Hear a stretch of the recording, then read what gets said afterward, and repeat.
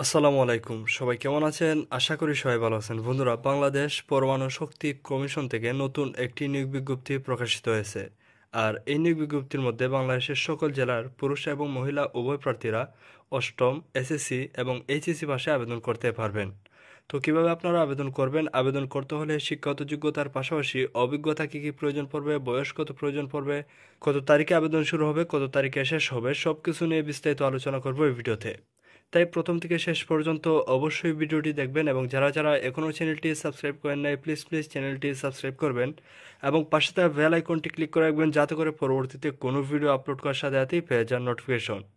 তো প্রথমে যে পদ আছে সেটি হলো সাব অ্যাসিস্ট্যান্ট ইঞ্জিনিয়ার। 16,000 টাকা থেকে 38,640 বেতনে 28 জন লোক নিয়োগ করা হবে। আর এই পদে এসএসসি অথবা এইচএসসিতে ভালো ফলাফল সহ সিভিল অথবা মেকানিক্যাল অথবা ইলেকট্রিক্যাল ইঞ্জিনিয়ারে প্রথম শ্রেণীর ডিপ্লোমা থাকলে আবেদন করতে পারবেন। এরপরে টেকনিশিয়ান এক পদে 11,000 টাকা থেকে 26,590 বেতনে 10 জন লোক নিয়োগ করা হবে। আর এই পদে বিজ্ঞান বিভাগ থেকে এইচএসসি পাস অথবা সরকার অনুমোদিত কোনো প্রতিষ্ঠান হতে ন্যূনতম 6 মাসের ট্রেড কোর্স সার্টিফিকেট সহ বিজ্ঞান বিভাগ থেকে এসএসসি পাস হলেই কিন্তু আবেদন করতে পারবেন। এরপরে office assistant cum computer typist পদে 11,000 টাকা থেকে 26,590 বেতনে 13 জন লোক নিয়োগ করা হবে। আর এই পদে কোনো স্বীকৃত বিশ্ববিদ্যালয় হতে ন্যূনতম দ্বিতীয় শ্রেণীর বা সমমানের সিজিপিএতে স্নাতক বা সমমানের ডিগ্রি থাকলে আবেদন করতে পারবেন। আর এর পাশাপাশি কম্পিউটার ব্যবহারে দক্ষতা থাকতে হবে এবং কম্পিউটারে ওয়ার্ড প্রসেসিং সহ টাইপিংয়ে সর্বনিম্ন প্রতি মিনিটে গতি থাকতে হবে ইংরেজিতে 30 শব্দ এবং বাংলায় 25 শব্দের গতি। এরপরে স্টেনোগ্রাফার কাম কম্পিউটার অপারেটর পদে 11,000 টাকা থেকে 26,590 বেতনে 4 জন লোক নিয়োগ করা হবে। আর এই পদে কোনো স্বীকৃত বিশ্ববিদ্যালয়তে ন্যূনতম দ্বিতীয় শ্রেণী বা সমমানের সিজিপিএতে স্নাতক বা সমমানের ডিগ্রি থাকলে আবেদন করতে পারবেন। এর পাশাপাশি কম্পিউটার ব্যবহারে দক্ষতা থাকতে হবে এবং কম্পিউটার ষাটলিপিতে প্রতি মিনিটে গতি থাকতে হবে ইংরেজিতে 80 শব্দ এবং বাংলায় 50 শব্দের গতি। এবং computer word processing, data entry এবং কম্পিউটার মুদ্রাক্ষরের সর্বনিম্ন প্রতি মিনিটে গতি থাকতে হবে বাংলায় 30 শব্দ এবং ইংরেজিতে 25 শব্দের গতি। এরপরে টেকনিশিয়ান 2 পদে 9,700 টাকা থেকে 23,490 বেতনে 3 জন লোক নিয়োগ করা হবে। আর এই পদে বিজ্ঞান বিভাগ থেকে এইচএসসি পাস অথবা সরকার অনুমোদিত কোনো প্রতিষ্ঠান হতে ন্যূনতম 6 মাসের ট্রেড কোর্স সার্টিফিকেট সহ এসএসসি বিজ্ঞান বিভাগ থেকে পাশ করলে আবেদন করতে পারবেন।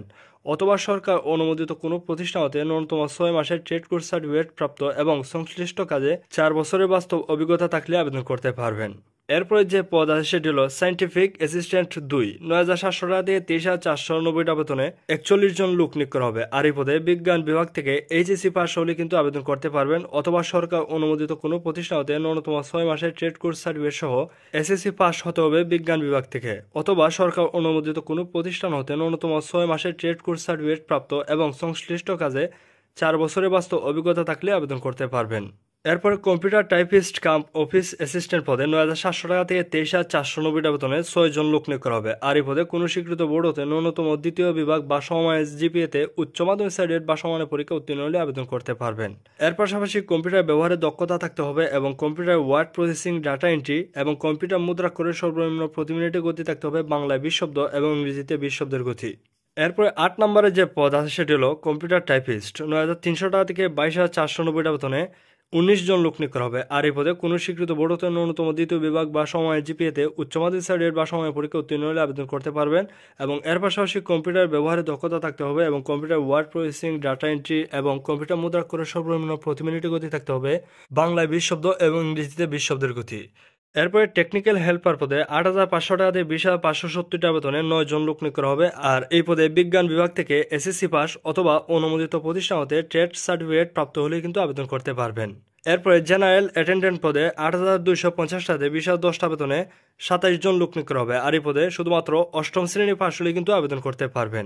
এরপরে সিকিউরিটি অ্যাটেন্ডেন্ট 2 পদে 8,250 টাকা থেকে 20,010 বেতনে 17 জন লোক নিয়োগ করা হবে। আর এই পদে নিরাপত্তা কাজে অভিজ্ঞতা সম্পন্ন প্রতিরক্ষা বাহিনী হতে অবসরপ্রাপ্ত যারা আছেন তারা কিন্তু আবেদন করতে পারবেন। এরপরে স্যানিটারি অ্যাটেন্ডেন্ট 2 পদে 8,250 টাকা থেকে 20,010 বেতনে 5 জন লোক নিয়োগ করা হবে। আর এই পদে শুধুমাত্র অষ্টম শ্রেণী পাস হলে আবেদন করতে পারবেন। আর এই ছিল পদের বিবরণ। এখন দেখব আবেদন করতে হলে প্রার্থীদের বয়স কত প্রয়োজন পড়বে। যে সকল প্রার্থীরা 1, 2, 5, 6, 9, 10 এবং 12 নং পদে আবেদন করবেন তাদের জন্য 28/7/2025 তারিখে যাদের বয়স সর্বনিম্ন 18 এবং সর্বোচ্চ 32 বছর তারাই আবেদন করতে পারবেন।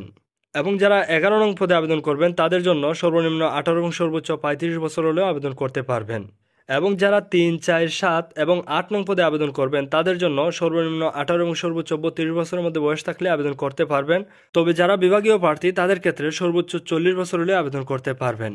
আর অবশ্যই আপনাদেরকে অনলাইনে আবেদন ফর্ম পূরণ করতে হবে। আর অনলাইনে আবেদন ফর্ম পূরণ করতে হলে দেখতে পারতেছেন এখানে নির্ধারিত একটি ওয়েবসাইট লিঙ্ক দেওয়া আছে baec.teletalk.com.bd। এই ওয়েবসাইটে প্রবেশ করে আপনাদেরকে আবেদন ফর্ম পূরণ করতে হবে।